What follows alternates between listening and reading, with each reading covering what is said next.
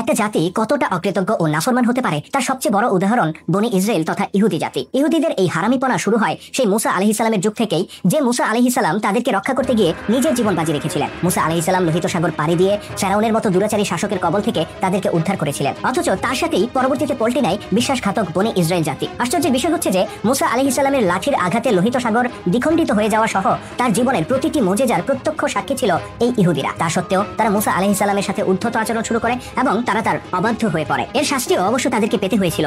ফেরাউন যেমন লোহিত সাগরে ডুবে মরেছিল, তেমনি ইহুদিদের অধিকাংশ মানুষই ধ্বংস হয়ে গিয়েছিল মুসা আলাইহিস সালাম ও আল্লাহর অবাধ্য হওয়ার কারণে। মুসা আলাইহিস সালামের সাথে ইহুদি জাতির এই অবাধ্যতা ও তার পরিণতি সম্পর্কে বিস্তারিত তুলে ধরবো আমাদের আজকের ভিডিওতে। আশা করছি শেষ পর্যন্ত থাকবেন আমাদের সাথে।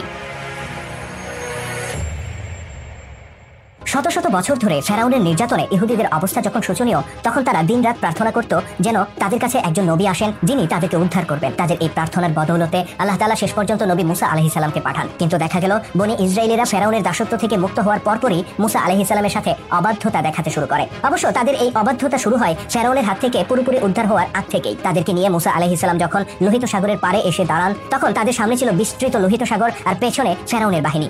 অবস্থা বেগতিক দেখে এ সময় ইহুদিরা মুসা আলাইহিস সালামকে দোষারোপ করতে শুরু করে। তারা বলে, হে মুসা, ফেরাউন আমাদের উপর অত্যাচার করতো, এটা ঠিক, কিন্তু এত নির্যাতনের মাঝেও অন্তত প্রাণটা তো বেঁচে ছিল। কিন্তু তুমি আমাদেরকে এমন জায়গায় নিয়ে এসেছো যেখানে মৃত্যু ছাড়া আমাদের সামনে কোনো পথ খোলা নেই। তারা মুসা আলাইহিস সালামকে অভিশাপ দিতে শুরু করে। এভাবেই তাদের অবাধ্যতা ও উদ্ধত আচরণ প্রকাশ পেতে শুরু করে। তবে সেই যাত্রায় আল্লাহ তাআলা ইহুদিদেরকে রক্ষা করেন। তার নির্দেশে লোহিত সাগর দুই ভাগে ভাগ হয়ে যায় এবং বনি ইসরায়েলিদেরকে নিয়ে মুসা আলাইহিস সালাম সাগর পাড়ি দেন। আর তাদের পিছু ধাওয়া করতে গিয়ে ফেরাউন তার বাহিনী সহ ধ্বংস হয়ে যায়। মুসা আলাইহিস সালামের সাথে ইহুদিরা দ্বিতীয়বারের মতো বেঈমানি করে লোহিত সাগর পার হওয়ার কয়েকদিন পর ফেরাউনের কবল থেকে মুক্ত হয়ে মুসা আলাইহিস সালাম তার কওমের লোকজনকে বড় ভাই হারুন আলাইহিস সালামের তত্ত্বাবধানে রেখে তুর পাহাড়ে চলে যান আল্লাহর পক্ষ থেকে আসমানি কিতাব নিয়ে আসার জন্য। মাত্র 40 দিন তিনি সেখানে অবস্থান করেছিলেন, কিন্তু সেখান থেকে ফিরে দেখেন তার সম্প্রদায়ের লোকেরা নিজেদের হাতে মূর্তি তৈরি করে তার পূজা করতে শুরু করেছে। এই 40 দিন তারা হারুন আলাইহিস সালামের জীবনকে অতিষ্ঠ করে তোলে। মুসা কোথায় গিয়েছে, কেন গিয়েছে, এখনো কেন ফিরছে না, কবে আসবে, কেন সে আমাদের কিভাবে ফেলে রেখে চলে গেল, এরকম হাজারটা প্রশ্ন বানে তারা হারুন আলাইহিস সালামকে জর্জরিত করে ফেলে। তারা হারুন আলাইহিস সালাম এর শত বারণ শত নিষেধ উপেক্ষা করে মূর্তি পূজা শুরু করে দেয়। একই সাথে চলতে থাকে মদ্যপান, অবাধ মেলামেশা আর ব্যভিচারের মতো অপরাধ। লক্ষ্য করার বিষয় হচ্ছে 40 বছর নয়, 40 মাস নয়, এমনকি 40 সপ্তাহ নয়, মাত্র 40টি দিন মুসা আলাইহিস সালাম তাদের সাথে ছিলেন না। হযরত মুসা আলাইহিস সালাম যখন তুর পাহাড় থেকে ফিরে আসেন, তিনি অবাক বিস্ময়ে ইহুদিদের অধঃপতন প্রত্যক্ষ করেন। অতঃপর আল্লাহ তাআলা ইহুদিদের মধ্যে যারা খুব বেশি নাফরমানি করেছিল তাদের উপর গজব নাজিল করেন এবং বাকিদেরকে ক্ষমা করে দেন। ক্ষমাপ্রাপ্ত ইহুদিরা মুসা আলাইহিস সালামের নেতৃত্বে নতুন কোনো ভূখণ্ডের সন্ধানে বের হয়। তবে তাদের রক্ত থেকে মুছে যায়নি নাফরমানি। সেটা বোঝা যায় কিছুদিন পরেই, যখন আল্লাহ তাআলার পক্ষ থেকে নির্দেশ আসে আল্লাহর উদ্দেশ্যে একটি গরু কুরবানি করতে হবে। ইহুদিরা তাদের পূর্বপুরুষ ইব্রাহিম আলাইহিস সালাম কর্তৃক নিজের সন্তানকে কোরবানি করার ইতিহাস ভালো করেই জানতো। তথাপি তারা গরু কুরবানি না করার জন্য নানা অজুহাত বের করতে থাকে। গরুর রং কি হবে, তার স্বাস্থ্য কেমন হবে, এটা কেমন হবে, ওটা কেমন হবে, এরকম হাজারটা প্রশ্ন তুলতে থাকে। শেষ পর্যন্ত নিজেদের অনিচ্ছা সত্ত্বেও তারা একটি গরু কুরবানি করে। যে আল্লাহ গোটা ইহুদি জাতিকে তাদের শত শত বছরের দাসত্ব থেকে উদ্ধার করে নিয়ে এসেছেন, সেই আল্লাহর আদেশে একটি মাত্র গরু কুরবানি করতে এত গরিমসি করা কেবল ইহুদি জাতির পক্ষেই সম্ভব। ইহুদিদেরকে ফেরাউনের কবল থেকে উদ্ধার করে মুসা আলাইহিস সালাম মিশর ছেড়ে বের হয়েছিলেন, কিন্তু তিনি তাদেরকে নিয়ে কোথায় যাবেন এই ব্যাপারটা তখনো নিশ্চিত ছিল না। বনি ইসরায়েলিদেরকে নিয়ে মুসা আলাইহিস সালাম কিছুদিন উদ্দেশ্যহীনভাবে ঘুরে বেড়ান, কিন্তু একসময় ইসরায়েলিরা ক্ষিপ্ত হয়ে ওঠে আর মুসা আলাইহিস সালামকে বলে, এরকম ভূমিহীন অবস্থায় আমরা আর কতদিন থাকবো? এর চেয়ে তো মিশরেই আমরা ভালো ছিলাম। গোলাম ছিলাম তা ঠিক, কিন্তু পেটে তো অন্তত দুমুঠো খাবার পড়তো, রাতে ঘুমানোর জন্য অন্তত একটু আশ্রয় পেতাম। তুমি আর তোমার আল্লাহ তো আমাদেরকে সেটাও দিতে পারছো না। অতঃপর তাদের এরকম আচরণ দেখার পর আল্লাহর পক্ষ থেকে নির্দেশ এলো, তোমরা ফিলিস্তিনে প্রবেশ করো। ইহুদিরা তখন বলল, সেখানে তো অনেক শক্তিশালী কয়েকটি গোত্র বসবাস করে, তারা আমাদেরকে সেখানে ঢুকতে দেবে না। আল্লাহ পাক নির্দেশ দেন, তোমরা তাদের সাথে যুদ্ধ করো, তারা যতই শক্তিশালী হোক আমি তোমাদেরকেই বিজয়ী করব। অকৃতজ্ঞ ইহুদিরা তখন বলে, হে মুসা, তুমি আর তোমার আল্লাহ গিয়ে সেখানে যুদ্ধ করো, আমরা এখানেই বসে থাকবো। আগে তোমরা যুদ্ধ করে শহর খালি করো, তারপর আমরা সেখানে প্রবেশ করব।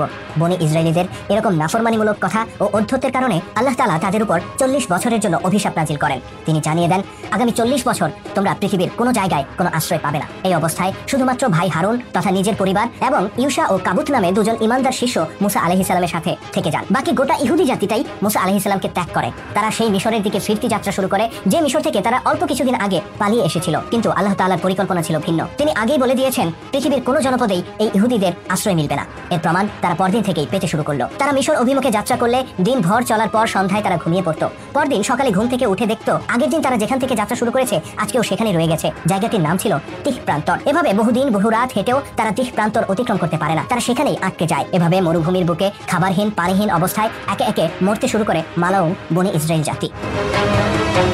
কিছুদিন পর হযরত মুসা আলাইহিস সালাম নিজ সম্প্রদায়ের লোকদের খবর নিতে এসে দেখেন তাদের এই দুরবস্থা। তিনি তাদের জন্য আল্লাহ তাআলার কাছে প্রার্থনা করেন, কিন্তু আল্লাহ পাক তার দোয়া কবুল করেন না। তিনি সাফ সাফ বলে দেন, হে মুসা, ভবিষ্যতে তোমার এই সম্প্রদায়ের জন্য আমার কাছে কোনো সুপারিশ করবে না। ফলে সেই বিরান ময়দানে ক্ষুধা তৃষ্ণায় মৃত্যুমুখে পতিত হয় বনি ইসরাইল জাতি। নিজ সম্প্রদায়ের উপর আল্লাহ পাকের এই শাস্তি দেখে মুসা আলাইহিস সালাম সহ্য করতে পারেন না। তিনি আল্লাহর কাছে তাদের ক্ষমার জন্য আবারও করুণ ভাবে প্রার্থনা করতে থাকেন, কিন্তু আল্লাহ তাআলার সিদ্ধান্ত ছিল 40 বছর ইহুদিরা এখানেই সাজা ভোগ করবে। তবে মুসা আলাইহিস সালামের দোয়ার বদৌলতে সেই বিরান ভূমিতে তিনি ইহুদিদের জন্য খাবার ও পানির ব্যবস্থা করে দেন। আল্লাহর নির্দেশে মান্না ও সালোয়ার নামে 2 ধরনের খাবার পাঠানো হতো বনি ইসরায়েলীদের জন্য। এগুলো ছিল আসমানি খাবার, যা রান্না করে খেতে হতো না। অন্যদিকে পানির সমস্যা সমাধানের জন্য মুসা আলাইহিস সালাম আল্লাহর নির্দেশে তার সেই মুজিজাপূর্ণ লাঠি দিয়ে নিকটস্থ একটি পাহাড়ের গায়ে আঘাত করলে সেখান থেকে ঝর্ণার সৃষ্টি হয়। ইহুদিদের 12টি গোত্রের জন্য আলাদা 12টি ঝর্ণার সৃষ্টি হয়, যেন পানি নিয়ে তাদেরকে কারাকারি করতে না হয়। আর এভাবে বারবার আল্লাহর নাফরমানি করা সত্ত্বেও আল্লাহ তাআলা তার নবীর দোয়ার বদৌলতে বনি ইসরায়েলীদের জন্য খাবার ও পানির ব্যবস্থা করে দেন। কিন্তু নাফরমান হলে যা হয় আর কি, তারা একদিন বলে বসে, হে মুসা, প্রতিদিন একই খাবার খেয়ে খেয়ে আমাদের অরুচি এসে গেছে, আমরা মাটি থেকে খাবার উৎপন্ন করে খেতে চাই। তাদের এমন খায়েশের কথা শুনে আল্লাহ তাআলা বলেন, হে মুসা, তাদেরকে বলে দাও কোনো জনপদে গিয়ে নিজেদের খাবারের ব্যবস্থা যেন নিজেরাই করে নেয়। অতঃপর আসমানি খাবারের ব্যবস্থা বন্ধ হয়ে যায়। ইহুদিরা রওনা হয় নিকটবর্তী কোনো শহরের উদ্দেশ্যে, কিন্তু মনে রাখতে হবে 40 বছর তখনও পূর্ণ হয়নি। তারা শত চেষ্টা করেও তিক প্রান্তর ত্যাগ করতে পারে না। ফলে আবারও অনাহারে তারা মরতে শুরু করে। এবার আল্লাহ পাক তাদের প্রতি কোনো করুণা দেখান না। মুসা আলাইহিস সালামের নেতৃত্বে ইহুদিদের যে প্রজন্ম মিশর ছেড়েছিল, তাদের প্রত্যেকের মৃত্যু হয় এই তিক প্রান্তরে। দুঃখজনক বিষয় হচ্ছে, এই অভিশপ্ত 40 বছর পূর্ণ হওয়ার আগেই আল্লাহ নবী মুসা আলাইহিস সালাম ও হারুন আলাইহিস সালামও ইন্তেকাল করেন। এত কষ্ট করে জীবনের ঝুঁকি নিয়ে যে মানুষগুলোকে ফেরাউনের হাত থেকে তারা উদ্ধার করেছিলেন, সেই মানুষগুলোকে সুন্দর কোনো ভূখণ্ডে তারা রেখে যেতে পারেননি তাদের নাফরমানির কারণে। তবে 40 বছর পূর্ণ হওয়ার পর মুসা আলাইহিস সালামের একান্ত অনুগত শিষ্য ইউশার নেতৃত্বে বনি ইসরায়েলের পরবর্তী প্রজন্ম ফিলিস্তিনে প্রবেশ করার সুযোগ পায়। এই প্রজন্মের জন্ম হয়েছিল লোহিত সাগর পার হওয়ার পরে। তবে তাদের মধ্য থেকেও নাফরমানির রক্ত মুছে যায়নি। পরবর্তীতেও তারা বারবার আল্লাহর সাথে নাফরমানি করে। এ ব্যাপারে আমরা আলোচনা করব পরবর্তী কোনো পর্বে। আপলোড হওয়ার সাথে সাথে ভিডিওটি পেতে সাবস্ক্রাইব করুন আমাদের চ্যানেলে এবং ক্লিক করুন পাশে থাকা বেল আইকনে। আর আজকের পর্বটি কেমন ছিল কমেন্ট করে জানাতে ভুলবেন না। যদি ভালো লেগে থাকে তাহলে অবশ্যই লাইক ও শেয়ার করে ছড়িয়ে দেওয়ার অনুরোধ রইল। আল্লাহ হাফেজ।